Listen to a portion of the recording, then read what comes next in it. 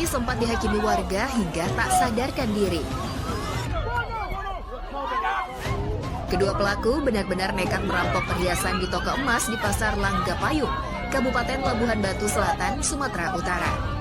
Pemilik toko yang berteriak mengundang perhatian pengunjung pasar dan pedagang. Pelaku yang panik sempat berusaha melarikan diri, namun akhirnya tertangkap. Kini kedua pelaku sudah ditangani pihak kepolisian.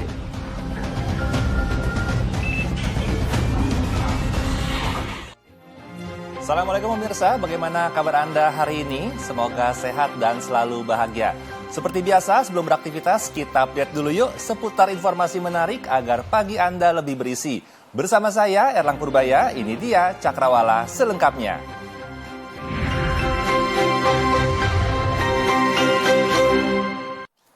Pemirsa, sejumlah emak-emak di Kabupaten Penukal Abab Lematang Ilir, Sumatera Selatan melaporkan dugaan penipuan pengelola agen perjalanan wisata kepada polisi.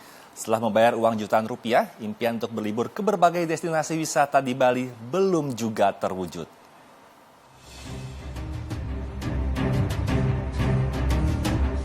Sejumlah ibu-ibu melaporkan pengelola salah satu agen wisata yang diduga telah melakukan penipuan terhadap 8 orang peserta tur untuk perjalanan berlibur ke Pulau Bali.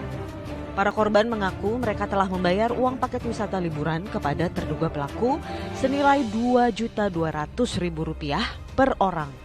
Namun hingga waktu keberangkatan, perjalanan wisata yang telah disepakati itu gagal terwujud.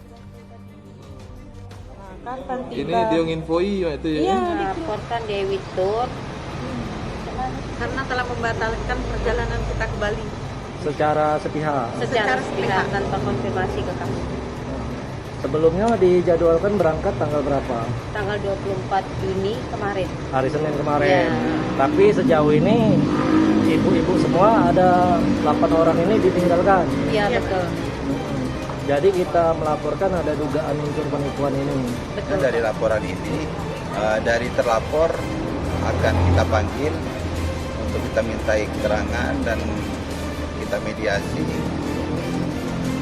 antara korban dan terlapor. Ini yang terlapor individu atau agen travel ini Bunda? Kalau menurut laporan dari agen travel yang ada berdomisili di Bali, di Talanguti. Oh, cabang gitu Bunda? Cabang. Tidak hanya mengalami kerugian uang yang menjadi alasan para ibu-ibu ini, mereka juga beralasan sudah dibuat malu akan perbuatan terduga pelaku. Pasalnya, mereka telah sempat memposting di akun media sosial akan persiapan perjalanan liburan ke Pulau Bali. Sejumlah pedagang kaki lima di Puncak Bogor yang kiosnya ditertibkan petugas Satpol PP masih bertahan di lokasi. Alasannya karena mereka tidak punya tempat tinggal tetap dan memilih menetap di lapak dagangan.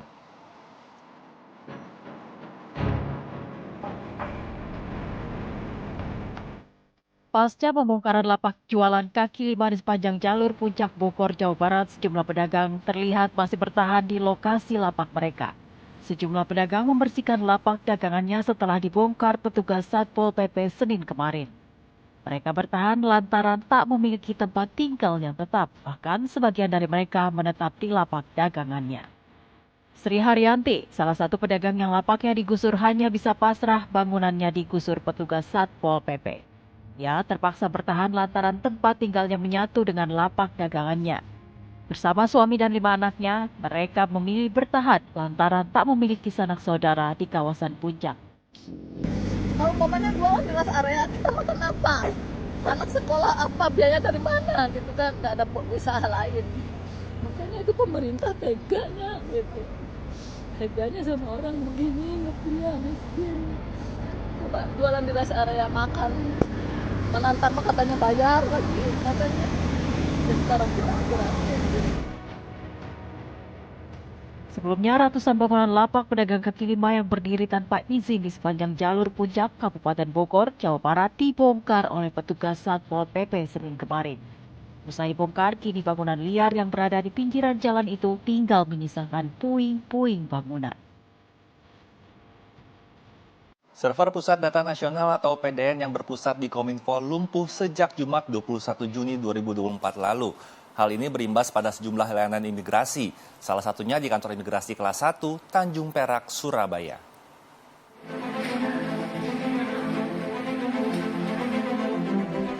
Suasana pelayanan pembuatan paspor di kantor imigrasi kelas 1 Tanjung Perak, Surabaya, Jawa Timur, Rabu siang masih belum berjalan normal. Permohonan percepatan paspor 1 hari jadi hingga hari ini masih belum dapat dilayani, meski layanan imigrasi di bandara dan perbatasan negara sudah normal kembali. Hal ini disebabkan karena dampak gangguan server Pusat Data Nasional atau PDN yang dikelola Kementerian Komunikasi dan Informatika belum pulih seluruhnya. Permohonan pembuatan paspor berlangsung seperti biasa dan sebagian dilaksanakan secara manual. Masyarakat yang sudah terjadwal baik menggunakan aplikasi M-Paspor datang ke kantor imigrasi untuk wawancara dan pengambilan data biometrik paspor tetap dilayani seperti biasa.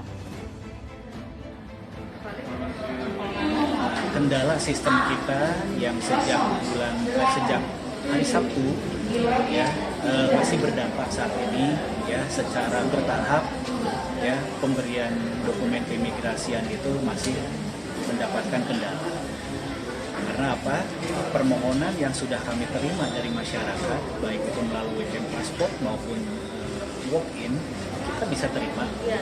Tetapi untuk penyelesaian paspornya sampai saat ini masih terkendala. Ngurus paspor dalam rangka apa ini?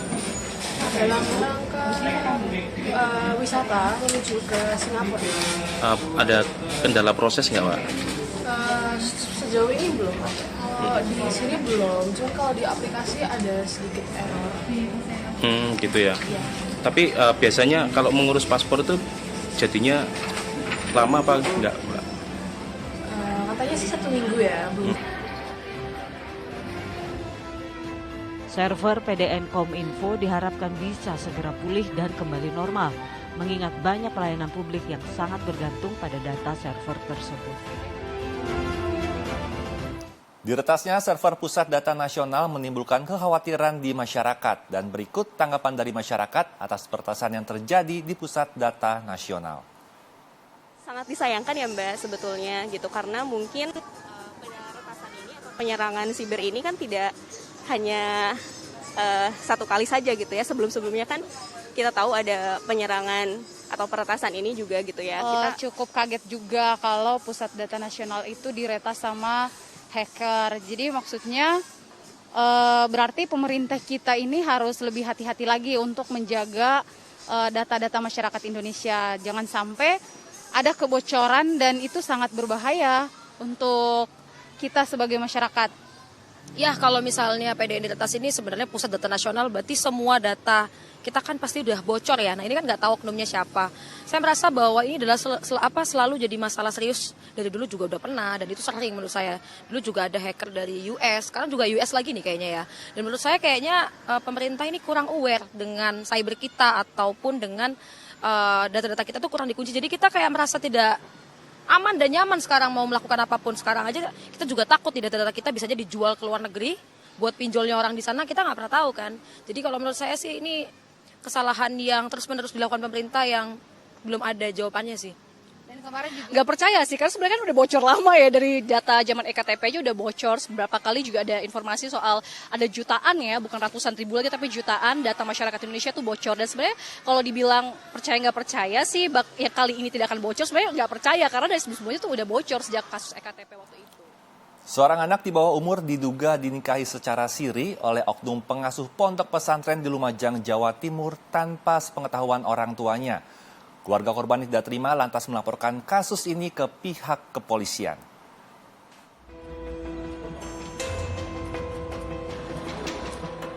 Seorang anak perempuan beserta orang tua didampingi Lembaga Perlindungan Anak mendatangi Polres Lumajang untuk melaporkan terkait dugaan perkawinan anak di bawah umur yang diduga dilakukan oleh pengasuh Ponpes Habib Merah di Desa Sumbermujur, Kecamatan Candipuro, Lumajang, Jawa Timur. Proses pelaporan ini awalnya sudah dilakukan 14 Mei lalu dan kini masih dalam proses pendalaman oleh pihak kepolisian setempat. Selain korban masih di bawah umur, proses pernikahan dilakukan tanpa sepengetahuan orang tua. Itu dirayu dirayu terus ditipu, akhirnya ada pengancaman juga. Dirayunya dia itu, wah kamu nanti tak kasih, tak seneng no gini-gini. Akhirnya dia dengan caranya sendiri kawin siri. Nah, ini pelakunya ini kan di sini yang terlapor, ini Erik ini ya, terlapornya Erik. Nah ini sudah mengkawin siri. Nah, tanggal 15 Agustus 2023. Pihak terlapor masih enggan menanggapi laporan tersebut. Sejumlah wartawan kemudian mencoba menghubungi pelaku lewat telepon. Seperti ini Mas, saya kan sudah ngomong sama Pak. Dan saya sudah nggak boleh ikut-ikut sama ini saudara saya. Gitu. Artinya kalau dia ngomong gimana nanti ya itu kalau saya disuruh gini gitu suruh diam saya diam. Hingga saat ini pihak kepolisian masih belum memberi keterangan terkait kasus tersebut. Keluarga berharap kasus ini dengan cepat dituntaskan pihak kepolisian setempat. Lagi dan lagi, sebuah bus dimintai uang parkir senilai Rp300.000 oleh juru parkir liar di parkir Masjid Istiqlal, Jakarta.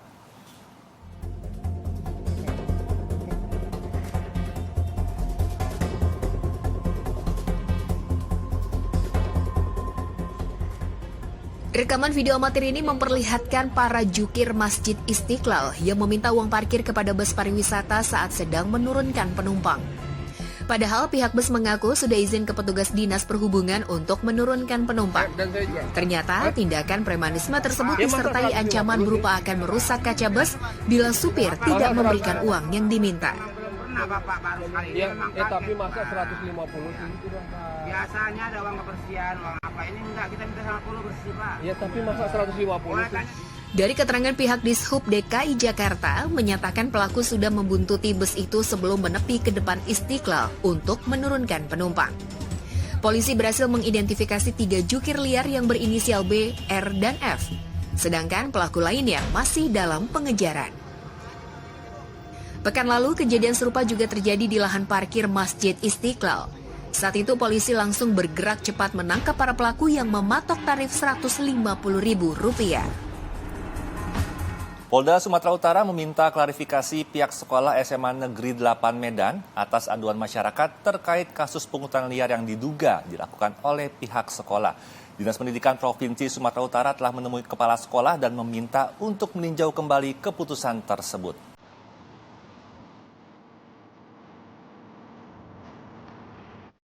Aduan masyarakat terkait dugaan pungli dan korupsi dana BOS di SMA Negeri 8 Medan mendapat perhatian khusus dari Polda Sumatera Utara. Pihak sekolah dan juga pelapor kasus tersebut telah dimintai klarifikasi. Inspektorat Pengawas Daerah Sumut juga membantu polisi untuk menggali informasi terkait dugaan korupsi dana BOS dan pungli. Kita polisi Polda Sumatera Utara menerima pengaduan masyarakat terkait dengan dugaan pungutan liar. Itu polisi menindaklanjuti dengan melakukan proses pemanggilan untuk klarifikasi terhadap para pihak. Dinas Pendidikan Provinsi Sumatera Utara melalui Kabid SMA meminta kepada Kepala Sekolah SMA Negeri 8 Medan untuk meninjau ulang terkait permasalahan meninggalkan kelas salah satu siswi MSF. Dalam analisis Disdik Sumut, ditemukan ada kekeliruan dari SMA Negeri 8 Medan yang memutuskan siswi MSF harus tinggal kelas karena masalah absen. Menurutnya, dari hasil interogasi melalui guru pengajar, seluruh kriteria dan persyaratan sudah terpenuhi selaku anak didik di sekolah tersebut. Kurikulum 2013, salah satu syarat untuk kenaikan kelas itu adalah sikapnya harus minimal baik. Yang kedua, dalam ketuntasan minimalnya dia itu tidak boleh lebih dari 3 yang tidak tuntas.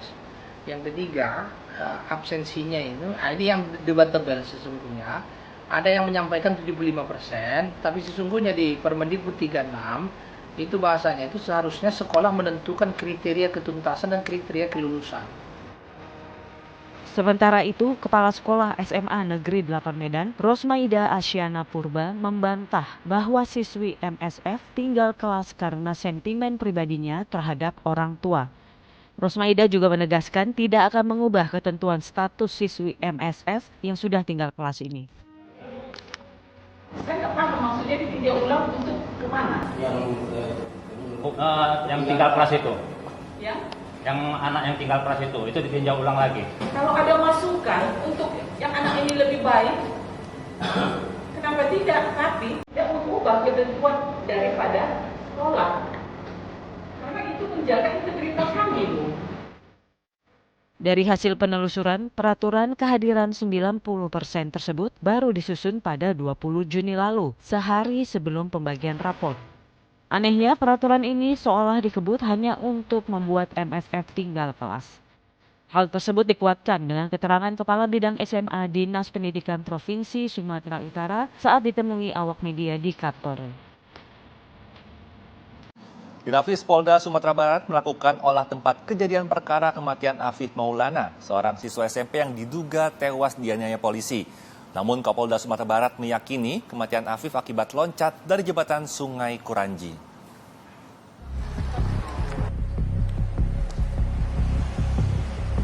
Kolong jembatan Sungai Kuranji, Kota Padang kembali diperiksa oleh polisi Rabu 26 Juni. Kali ini, tim Inafis Polda Sumatera Barat melakukan penyelidikan lokasi kematian Afif Maulana, remaja yang baru berusia 13 tahun. Afif ditemukan tewas mengambang di Sungai Kuranji pada hari Minggu, 9 Juni. Di tubuhnya ditemukan sejumlah lebam. Selain itu, 6 tulang rusuknya juga patah.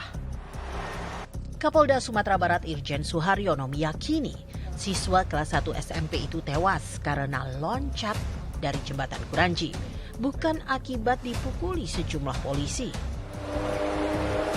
Nah, saya selaku Kapolda beserta tim dari Propam maupun dari penyidik, kami melihat, mencermati, mengamati, dan turun terjun langsung ke lapangan itu berdasarkan fakta. Fakta itu kami dapatkan dari keterangan Aditya, sudah 4 kali kami periksa, sudah kami rekam dan pernyataannya juga sudah jelas. Mereka meyakini, mereka juga dibawa sumpah, dan seterusnya. Dan yang kedua adalah perkataan terakhir Afif Maulana kepada Aditya, bahwa kalimat yang muncul terakhir sebelum Afif diduga melompat itu adalah yang pertama mengajak untuk melompat, menceburkan diri ke sungai dari jembatan itu. Dijawablah oleh Adit, kamu jangan melompat, sudah diperingatkan malah. Kamu dan kita menyerahkan diri saja kepada polisi. Begitu polisi datang, itu omongan itu terjadi di saat sepeda motor mereka jatuh. Dengan luka mungkin lecet-lecet juga menurut keterangan Aditya. Dan kata-kata saat ditangkapnya Adit di TKP, yaitu di atas jembatan Kuranji, itu adalah ada yang melompat teman saya, Pak. Silakan saja nanti dari LBH maupun keluarganya menanyakan lagi ke Adit. Kami sudah 4 kali dan ada rekamannya, tidak direkayasa ini, bahwa kalimat yang muncul adalah ada yang melompat teman saya, Pak. Kalimat itu muncul di atas jembatan Kuranji. Kita terpisah dan memisahkan antara apa yang terjadi TKP di jembatan Kuranji dan 18 orang yang dibawa ke Polsek Kuranji. Bahwa dari 18 orang itu satu pun tidak ada yang bernama Afif Maulana di Polsek Kuranji itu. Karena begitu berbalik arah, ini Aditya mencari handphonenya tidak ada, berbalik tidak ada lagi Afif Maulana di belakangnya. Padahal sebelumnya dalam hitungan detik dia mengajak melompat ke sungai. Ini yang terjadi. Meski demikian, Kapolda Sumatera Barat menyatakan pemeriksaan saat ini masih terus dilakukan oleh Propam. Pemeriksaan dilakukan terutama terhadap anggota Polsek Kuranji yang pada 9 Juni dini hari melakukan penangkapan terhadap pelaku tawuran. Tim Inafis juga mengukur ketinggian jembatan dan titik jatuh Afif yang kurang lebih terukur 50 meter. Polisi mendapatkan keterangan dari dokter forensik bahwa lebam di tubuh Afif adalah lebam mayat yang biasa muncul saat seseorang sudah meninggal dunia lebih dari beberapa jam. Ratusan rumah di 2 kelurahan di kota Gorontalo diterjang banjir bandang. Sementara ratusan orang tua murid di Depok menggelar aksi unjuk rasa memprotes penerimaan peserta didik baru. Ratusan rumah di Kelurahan Tenilo dan Donggala, Kota Gorontalo diterjang banjir bandang pada Rabu sore. Banjir bandang datang begitu cepat saat turun hujan deras sehingga membuat warga setempat panik. Menurut warga, banjir sering terjadi di wilayah mereka karena saluran air tidak mampu menampung air dari pegunungan. Petugas BPBD dan kepolisian kini masih melakukan pembersihan material lumpur dan batang kayu.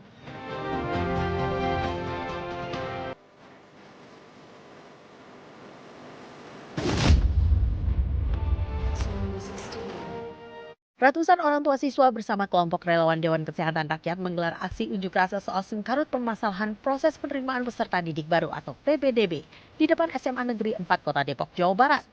Kericuhan sempat terjadi dalam aksi tersebut. Para pengunjuk rasa menuntut pemerintah menghapus program PPDB dengan sistem zonasi. Sistem zonasi dinilai akan terus menuai polemik setiap tahun karena fasilitas dan tenaga pengajar di seluruh sekolah negeri belum merata.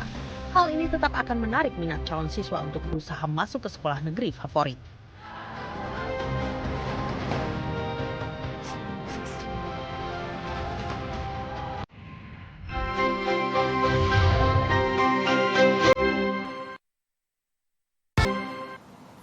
Terima kasih Anda masih setia menyaksikan Cakrawala bersama saya Erlang Purbaya. Pemirsa, Polda Jawa Barat mengajukan permohonan pemblokiran 72 situs yang terindikasi judi online kepada Kementerian Komunikasi dan Informatika. Sementara itu, polisi menetapkan 11 orang sebagai tersangka pelaku judi online dari penggerebekan 3 lokasi di Banyumas, Jawa Tengah. Tim patroli siber Polda Jawa Barat menemukan 72 situs terindikasi judi online di wilayah Jawa Barat dengan sejumlah data pengguna dari berbagai profesi.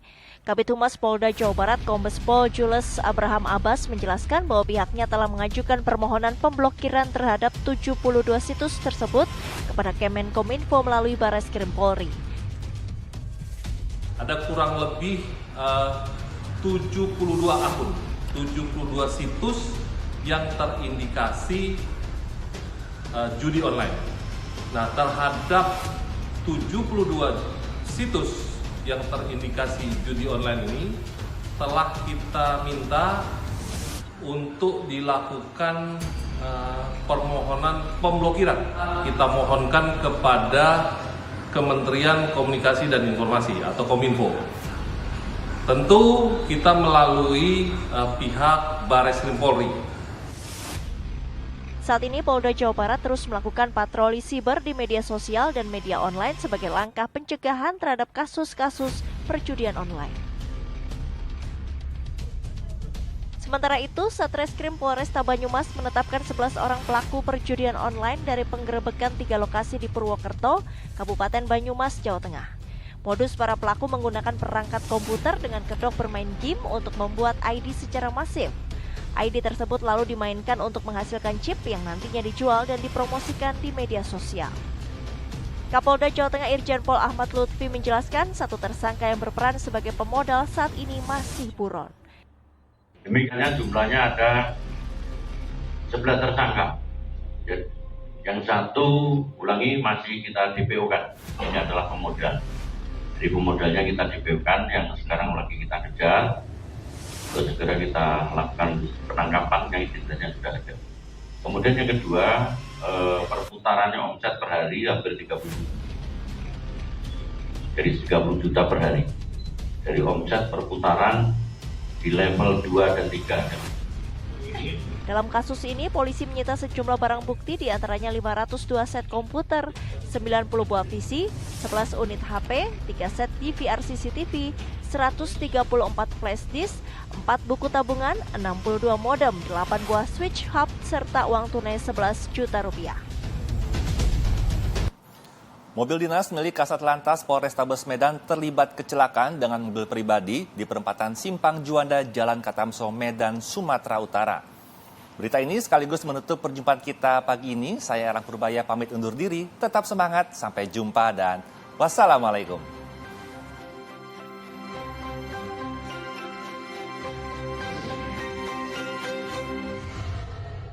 Kecelakaan terjadi pada Rabu subuh. Menurut saksi mata, saat kejadian mobil pribadi menabrak bagian samping kiri mobil Dinas Kasat Lantas Polrestabes Medan hingga menyebabkan mobil terpental dan menabrak tiang pantauan CCTV arus lalu lintas. Mobil Kasat Lantas Polrestabes Medan datang dari arah Jalan Katamso menuju Jalan Kampung Baru, sementara mobil pribadi dari arah Jalan Juanda menuju Jalan Polonia. Saat kejadian, warga mendengar suara dentuman keras. Meski belum ada keterangan resmi dari pihak kepolisian, namun Kapolrestabes Medan, Kombes Pol Teddy John Marbun ketika dikonfirmasi mengatakan bahwa mobil tersebut adalah mobil Dinas Kasat Lantas Polrestabes Medan.